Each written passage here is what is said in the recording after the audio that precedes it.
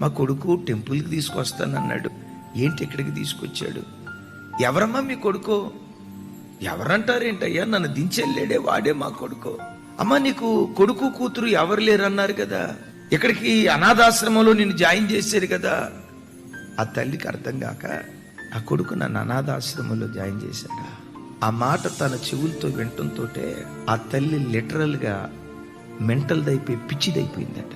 ప్రతిరోజు ఉదయం 9 గేటు దగ్గరకు వస్తాట. నా కొడుకు వస్తాడు, నన్ను తీసుకొని వెళ్తాడు. నా కొడుకు వస్తాడు, నన్ను తీసుకొని వెళ్తాడు. ఇప్పుడు తల్లికి 70 సంవత్సరాల వయసు వచ్చిన తర్వాత ముసల్దాని అయిపోయావని ఆ ముసల్దాన్ని అనాథాశ్రమంలో జాయిన్ చేస్తే నేనంట, ఆ తల్లి ఉసురు ఈ కోడలు పోసుకోదా? ఆ తల్లి ఉసురు కొడుకు పోసుకోదా?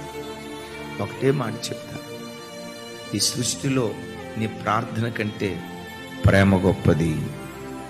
గుండెల నిండా నీకుండే విశ్వాసం కంటే ప్రేమ గొప్పది.